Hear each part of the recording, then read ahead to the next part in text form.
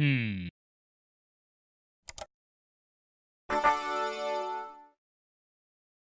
Hello and welcome back to Excel at Excel, and in this episode we're going to be looking at how to protect cells, worksheets, and workbooks as a whole.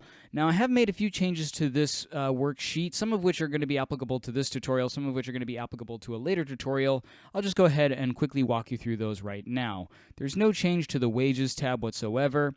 I did populate the location of every person in the employee, and I've added another Juliette Lewis here with some different data. She also has the same employee ID, which actually we're going to go ahead and fix that right now. Whoops. Like so. That's going to be addressed in a later tutorial, but I just wanted to bring your attention to it. And then in the salary report, I've gone ahead and unhidden this row that we previously hid in a tutorial from before. So basically what we're going to be doing in this episode is showing various ways that you can protect the data in your worksheet or workbook or even just specific cells. So the reason I unhid this is, for example, I could do it with some of these other ones too, like this here. But what I want to show is that when you have formulas in a cell like you do here, but you don't want someone to see the formula that you've created, you can actually go ahead and hide that. So we're going to be clicking this cell right here that has our trim formula in it. And we're going to right click it and go to Format Cells. We have looked at formatting cells before, but we haven't looked at this tab for protection yet. Now in the Protection tab, you get all sorts of things, like you can lock it and you can hide it. Now you'll notice that it says here, locking cells or hiding formulas has no effect until you protect the worksheet, and then it tells us how to get there. Now, it is a little bit tricky because it refers to hiding. When it says hidden, until you read this, you might think, oh, it's going to hide the cells automatically for me so that people won't see it. But that is not the function of the hiding that it's referring to here. What it's referring to is hiding this actual formula up here. When I go ahead and protect this, this formula is no longer going to be visible. So let's go ahead and take a look at that. If I zoom back out again, and we go to our Review tab here at the top, and we go to, actually make sure I just went in, Format Cells, and it is going to be locked and hidden. Great. So we're going to go ahead and protect the sheet. I have gone ahead and selected all of the items here, not that we necessarily need them all selected, but we're going to go ahead and do it. And I'm going to set a password just for the heck of it of 1234, nice and simple. And it's going to protect the worksheet and contents of locked cells. Great. So if I go ahead and hit OK, and I type in my password again, it is now protected. So now you'll see I cannot actually look at that formula. It's still going to function, but I'm not going to see that formula. And I can't do anything with this cell whatsoever. I can't do anything with any of the cells because I'm pretty sure they're all set to be locked, which is not necessarily what you want, just something to keep in mind as you're going through. Now, let's say I want to protect this entire workbook. What that's going to do is it's going to keep people from making structural changes to the workbook, as you can see here, moving, deleting, and adding sheets.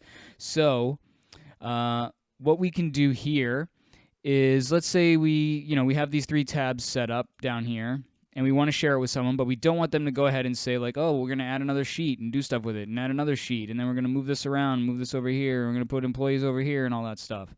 We don't want them to do all that at all. So to prevent someone from doing something like that, we can go ahead and delete this sheet and go ahead and delete this sheet.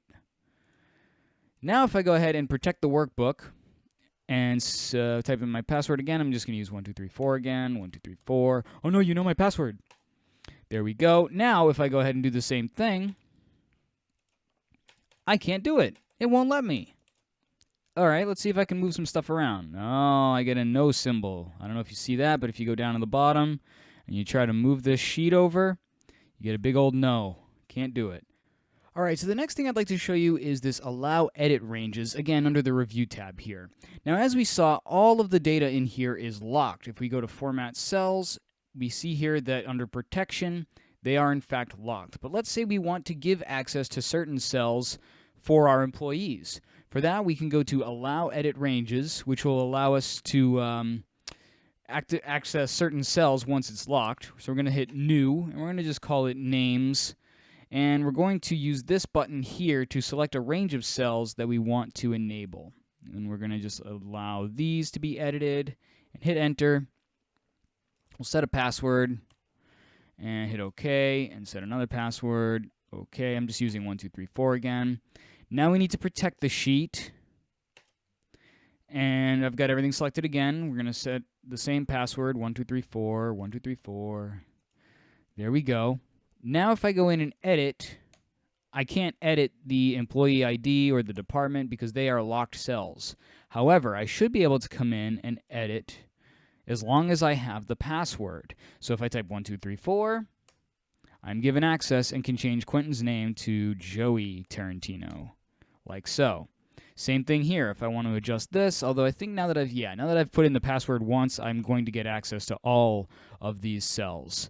So it's sort of a set it and forget it kind of thing, that once you put in the password, it just sort of trusts you. You don't have to enter it every single time. Of course, we don't want Joey Tarantino. We want Quentin Tarantino. So we're going to leave that as that is. But as you can see, that's pretty useful because you could effectively lock down the entire spreadsheet with that format cells function here, with everything being locked. And you'll notice we cannot get to that sheet, or to that tab, I should say, with the sheet locked or protected. So that's pretty handy. Once we unprotect the workbook, however, which again can be a totally separate password from the other settings. So if I go ahead and do unprotect sheet and unlock it, if I go allow edit ranges and I do this, let's modify it here and change the password to 5678 and put the new password 5678. Okay, so now only people with that 5678 password will be able to access it. If I go to protect sheet and I set a password of 1234, 1234, now I still can't get access to these cells that I had before. And if I go to the first name and I try to type something in, it's going to ask for the password. If I type 1234, that's the wrong password. So let's try it again. Let's try to change it again. 5678, and now I can adjust it however I see fit. Okay, so it doesn't have to be the same password, and honestly that's probably better to have it different, so that when you're sharing it with someone, they don't have access to everything. Once they figure out one password, they then have effectively carte blanche to the rest of the sheet.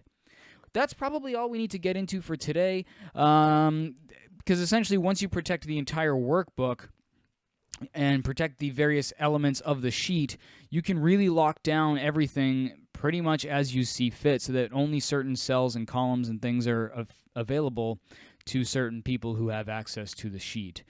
Very, very handy, especially if you're going to be sharing the worksheet or collaborating on the worksheet with others. So I hope you got something out of that, and I hope you're enjoying watching these videos. If so, please be sure to hit that like button. Be sure to hit subscribe if you'd like to see more of the same, and I sincerely appreciate your support. Thanks again for tuning in, and I'll see you next time on Excel at Excel. Take care.